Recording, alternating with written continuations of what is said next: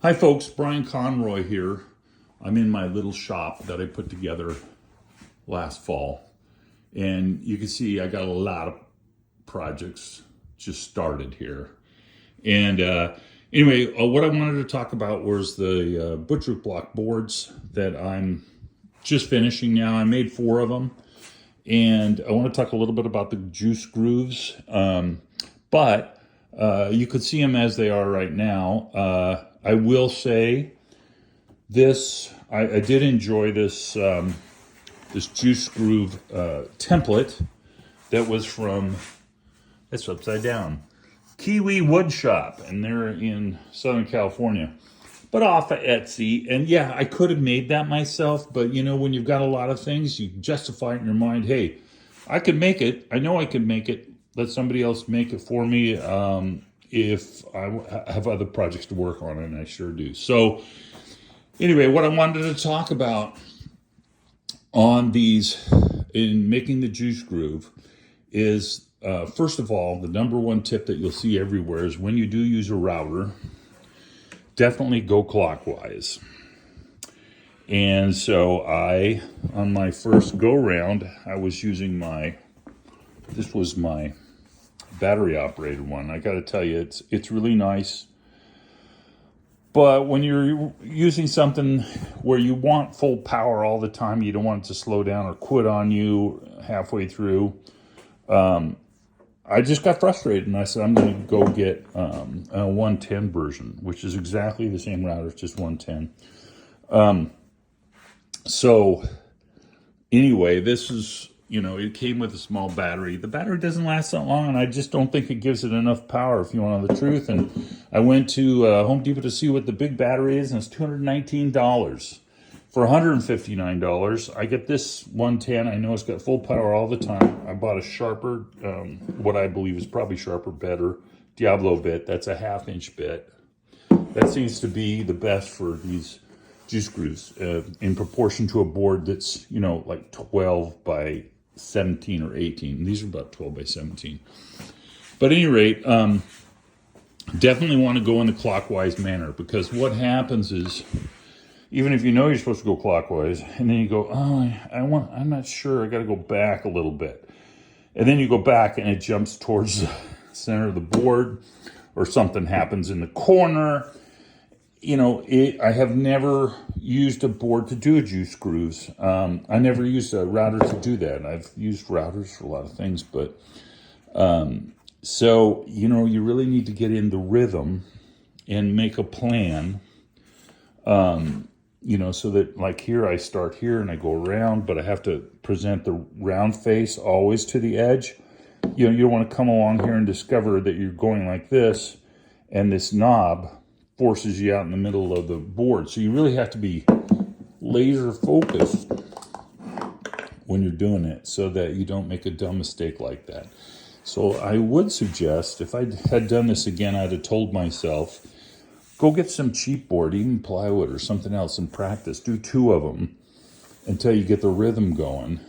Cut something the exact same size. So that's my advice to anybody, because you have so much blood, sweat, and tears invested in these boards once you get them to this point, right? So anyway, this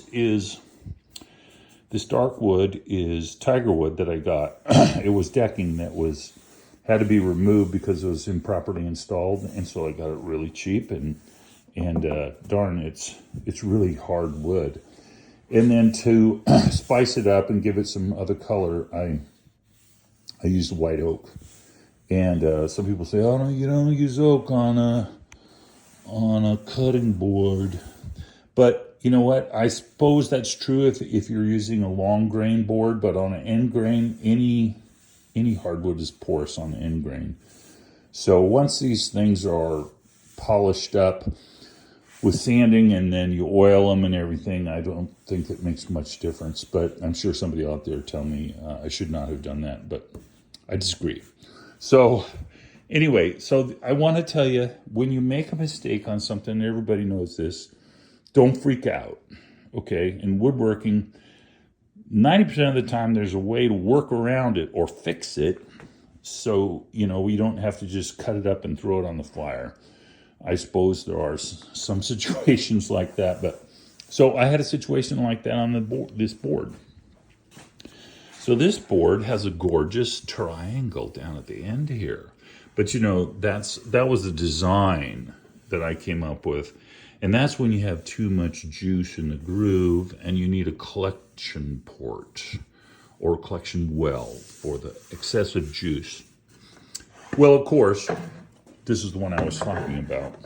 I don't know what happened on that corner. I'm coming around the corner here and, you know, it chomped into here. So I just put another board across here, a diagonal 45, screwed it in, and used it for a guide, and then use that router and just have to keep going and going and going because it's a circular base, not flat. You don't want to do flat because you've got the curved edges. So it's another detail, you know, and I think that's why everybody likes the juice grooves. It's just a detail. Even if you don't need the juice groove, any extra thing you add that looks like adds some professionalism to it. I do like I've got some sanding to do, but I do like my handholds.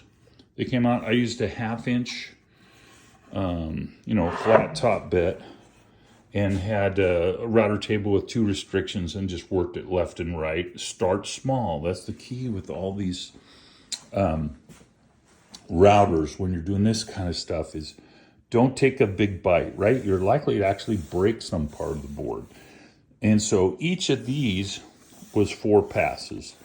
Just barely digging in and a little more, then a little more. And you don't have to put it down as far as you'd think. I mean, look at that. That's the full juice groove right there, all the way down. So anyway, that's the key. And that was also the key for the handles, just to take a little bit at a time. Nobody's in a hurry, you know. We're not really getting paid by the hour unless you're doing this for a business. I know a lot of you guys are, but I don't know how you do it, honestly. Anybody with the expertise that I don't have that builds those complex geometric boards, they should be making at least $100 an hour. And I think the way it works out, there's one complex video that shows the guy making $20 an hour at his best. And I go, well, you could flip burgers and do that. Come on. Anyway, so that was the one mistake board. That was the first one that I had. My second board had a mistake. So again, I have a large juice groove on this end. But that's a reservoir for the overjuiced whatever you're cutting. And it's got to have a reservoir there. So that was the one where I was talking about when I came clockwise and then I went back a little bit. For some reason, brain farted and it cut in here. So I just made that straight. Make it look intentional. Make your mistakes look like intentional design ideas. Anyway, so I think that worked okay, but the next 2 came out fine. So I had a total of 4 boards. So the whole thing was getting into a rhythm, you know, starting here, making sure that this knob doesn't get in the way, making sure you don't have your clamp or it bumps a clamp. You know, it really would help if you start with a cheap board so you don't bust up or ruin your investments. So I got lucky in coming up with these. I don't know if people will look at that. The people I know will look at that and go, oh, I see you must have screwed up there and tried to hide that, huh? My brother will, I know. But maybe somebody else who doesn't know any better will just say, oh, wow, that's a neat feature. I am going to put feet on this, little black feet, and then they'll walk away. I'm going to give these away, keep one of them. But I got a lot more of that hardwood, so I'll be making some more of that. I got some other things going on. I've got this template I'm cutting out to make Adirondack chairs. I'm going to make regular Adirondack chairs, and I'm also going to make some folding ones. And that's my plywood to make a table saw sled. See, I do make some things, but this was a nice little find if you want to get your boards going real quick. But I did a random pattern here. I really respect and am really impressed by people who make geometric patterns and some wild, gorgeous patterns. But I thought I would just start by doing a random pattern. I did keep the edges here dark, though, so those are like a frame on the long ends. Keep the oak in the middle. But you can see even these reds, there's a lot of different colors. These are all out of the tiger wood. That's what's cool about tiger wood. It is tiger wood, not Tiger Woods, is that it's got some inconsistent colors, which is gorgeous on the decking, but also shows up here. It's got some nice reds and things there. So I think it turned out attractive. In fact, I'm going to make another batch. I'm going to do the same darn thing. So these, like I said, are all about 12 by 17 or so.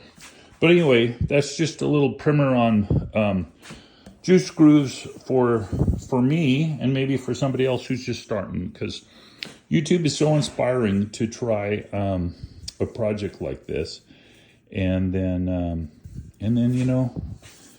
get good at what you like, and then do some other projects. So anyway, I will tell you one of the things. So I thought, my daughter told me, when you make your boards, Dad, you have to sign them. And I go, I gave her a gift, and she said, I have to sign it. And I go, didn't even think about that.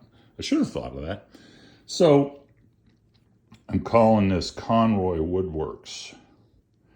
And so this stamp, I just tested it out. I just got it. So I will be putting these on the back. And so, in 30, 40 years, if nobody knows where that board came from, at least they might have a idea on that. So I guess these will work out okay. I got the little version first, but you couldn't read Woodworks. It was too small. This will work nicely. Anyway, have fun with what you're doing, and we'll see you on the next go round.